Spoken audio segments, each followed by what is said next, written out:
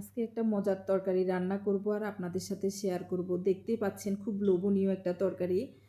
তো আসসালামু আলাইকুম এভরিওয়ান, রোজিস কিচেনের পক্ষ থেকে সবাইকে আন্তরিক ধন্যবাদ।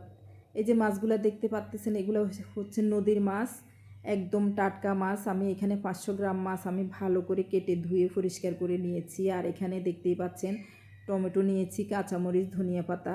তো প্রথমে আমি টমেটো কুচি দিয়ে দিচ্ছি।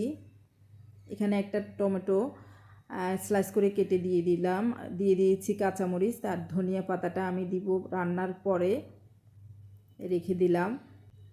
এখন দিয়ে দিচ্ছি পেঁয়াজ কুচি। এখানে বড় সাইজের 4-5টা পেঁয়াজ কুচি আমি দিয়ে দিলাম, কারণ ছোট মাছের মধ্যে একটু পেঁয়াজ তেল বেশি লাগে। যদি একটু বেশি মজা করতে চান তাহলে একটু তেল পেঁয়াজটা তো অবশ্যই বেশি লাগবে।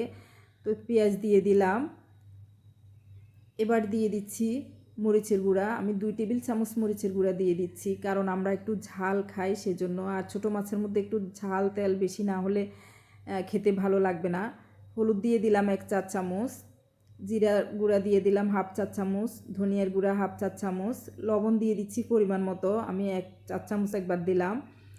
এবার আমি হাত দিয়ে ভালো করে মেখে নিচ্ছি। একটু লক্ষ্য করলে বুঝবেন আমি কিন্তু তেল দিই নাই। আমি আগে শুকনো মশলা দিয়ে ভালো করে হাত দিয়ে মেখে নিচ্ছি। এই মাখাটা ভালো করে মেখে নিতে হবে, কারণ তেলটা আমি পরে দিব। তো এই যে দেখতেই পাচ্ছেন খুব সুন্দর করে মেখে নিয়েছি, তো মাখা হয়ে গিয়েছে। এবার আমি তেল দিয়ে দিব। এখানে আমি খাঁটি সরিষার তেল নিয়েছি। ছোটো মাছ একটু সরিষার তেল দিয়ে রান্না করলেই মজা। তো দেখতেই পাচ্ছেন আমি হাত দিয়ে 2বার করে দিয়ে দিয়েছি তেল, মানে একদম 4 টেবিল চামচের মতো হবে। বাস তেলটা এবার মাখিয়ে নিচ্ছি। মাখতে মাখতেও আমার কাছে সুন্দর লাগতেছে। বাস মাখা হয়ে গিয়েছে। এবার এখানে আমি পানি দিয়ে দিব হাত ধুয়ে ভালো করে। পানিটা খুব বেশি দেওয়া যাবে না, একটু মাখা মাখা করে পানি দিতে হবে। তো এই যে মাখা মাখা করে পানি দিয়ে দিলাম। এবার চুলায় বসিয়ে দিব। এই যে চুলায় বসিয়ে দিচ্ছি। প্রথমে আমি চুলাটা একদম হাই হিটে জ্বালিয়ে দিয়েছি, তারপরে মাছগুলা বসিয়ে দিলাম, একটা ঢাকনা দিয়ে দিয়েছি। বাস হয়ে যাচ্ছে।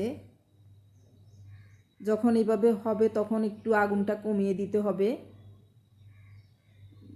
বাস এই যে হয়ে গিয়েছে। এবার আমি ধনিয়া পাতা দিয়ে দিচ্ছি। দেখতে পাচ্ছেন মাছগুলা খুব সুন্দর করে রান্না করে ফেলেছি। আজকে ভাত একটু বেশি খাওয়া যাবে, কারণ এই যে এরকম লোভনীয় তরকারি দিয়ে ভাত খেতে খুবই ভালো লাগে। আজকে এই পর্যন্ত আমার ভিডিওটা। আল্লাহ হাফেজ, আসসালামু আলাইকুম।